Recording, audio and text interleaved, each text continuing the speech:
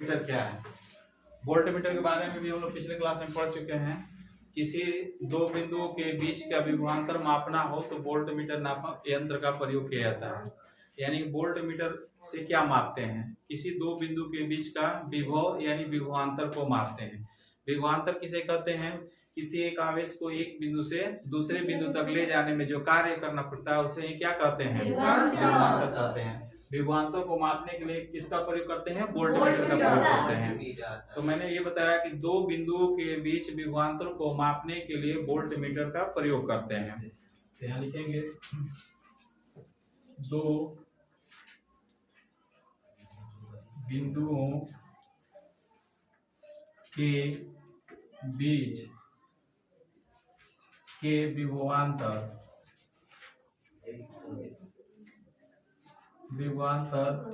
को मापने के लिए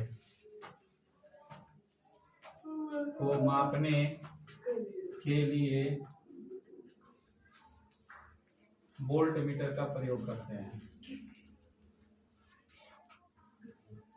वोल्ट मीटर का प्रयोग करते हैं।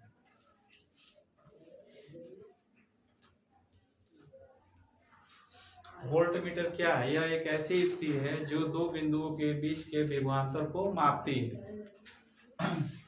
वोल्ट मीटर का प्रयोग आप देख लेते हैं। तो जिन दो बिंदुओं के बीच वोल्ट मीटर को मापना होता है उनके बीच से समांतर श्रेणी में लगा देते हैं। वो चीज लिखेंगे, जिन दो बिंदुओं के बीच का विभवांतर मापना होता है।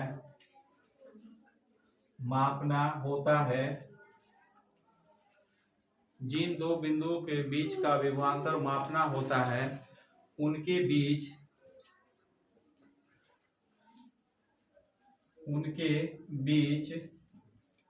इसे समांतर श्रेणी में जोड़ देते हैं। समांतर श्रेणी में जोड़ देते हैं।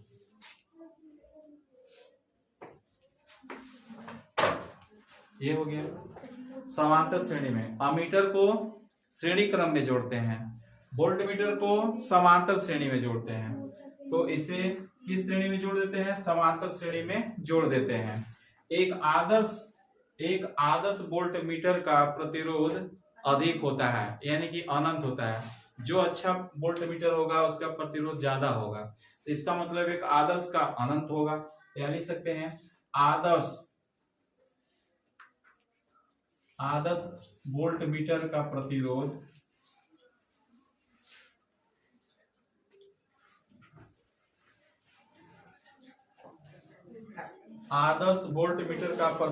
अनंत होता है।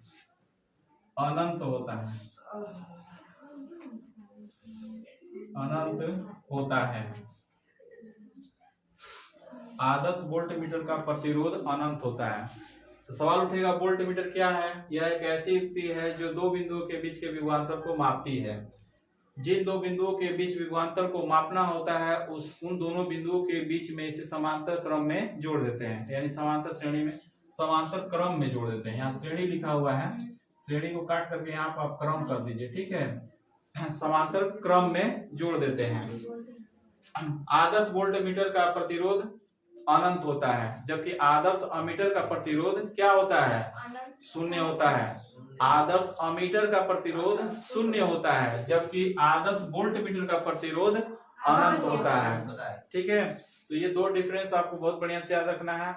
इसमें अगर पूछ दिया जाएगा कि वोल्ट मीटर और अमीटर में अंतर बताइए तो आप दो पॉइंट बता सकते हैं। सबसे मुख्य पॉइंट क्या चीज बता सकते हैं कि यह जो वोल्ट मीटर को दो बिंदुओं के बीच में समांतर क्रम में जोड़ते हैं, जबकि अमीटर को किस में? दो बिंदुओं के बीच में श्रेणी क्रम में जोड़ते हैं।